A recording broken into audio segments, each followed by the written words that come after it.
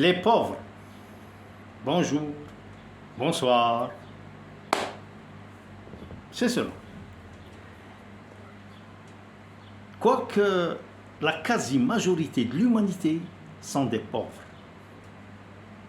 La planète, la nôtre, enfin, je devrais dire la leur, appartient à une minorité de riches et de puissants qui décident de notre destin à tous. Les pauvres sont tolérés de par l'indispensabilité de leur existence pour l'évolution des richesses des autres. Ils sont surtout là pour faire de ces riches plus riches encore. Et ces derniers s'arrangent pour faire de ces pauvres plus pauvres encore. Finalement, la morale n'est elle-même qu'une simple histoire de convention entre les riches. Paradis pour les uns, pas un radis pour les autres. Regardez plutôt cette photo.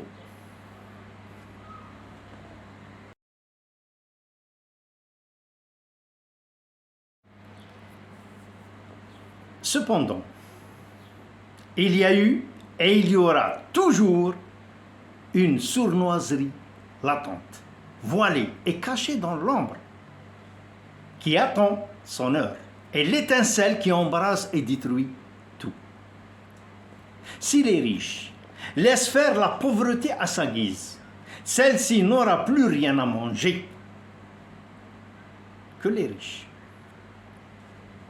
Vous savez, partout où mon regard se pose, je vois le fort et le riche, armés contre le faible et le pauvre du redoutable pouvoir des lois. Ces lois si indulgentes aux grands, dures aux petits. On emprisonne souvent les innocents et on torture toujours les faibles. Toutes les lois, sans exception, parlent d'égalité.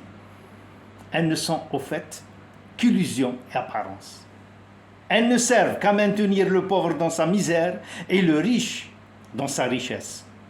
De ce fait, les lois sont toujours utiles à ceux qui possèdent et qui les font, et nuisibles à ceux qui n'ont rien et qui les subissent. Mais finalement, d'une manière, je dirais, un petit peu philosophique, la richesse corrompt à la fois le riche et le pauvre.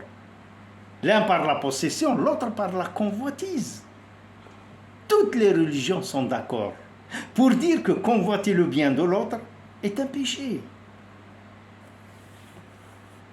Je me demande parfois, pourquoi les malheureux veulent-ils eux aussi être heureux?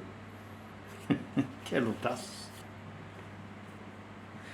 Dans l'histoire, nous avons énormément d'exemples sur le riche et le pauvre. Quand on voit sur la corniche oranaise ou à Indienne, de jeunes qui circulent en Ferrari décapotable, à côté d'une pin-up blonde, au milieu de mendiants de leur âge. Ce cocktail explosif peut du jour au lendemain faire basculer la société tout entière vers l'horreur.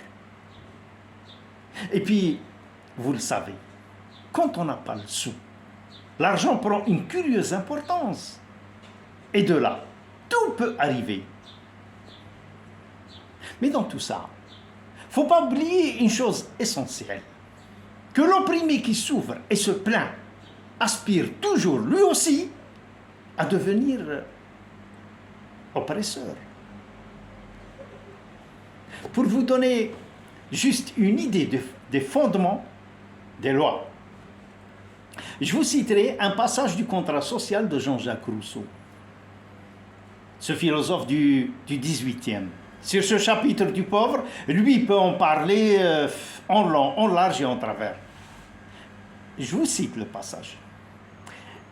Le plus fort n'est jamais assez fort pour être toujours le maître. S'il ne transforme sa force en droit et l'obéissance des autres en devoir, de là le droit du plus fort, droit pris ironiquement au départ, est réellement établi en principe. Céder à la force est un acte de nécessité et non de volonté.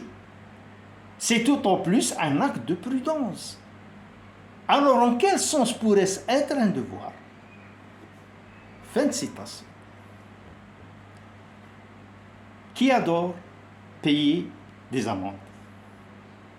Personne. Mais si vous ne le faites pas, vous prenez des risques. Donc, vous payez. Et c'est un acte de prudence, pas de volonté. Quand tu manifestes, tu fais du bruit.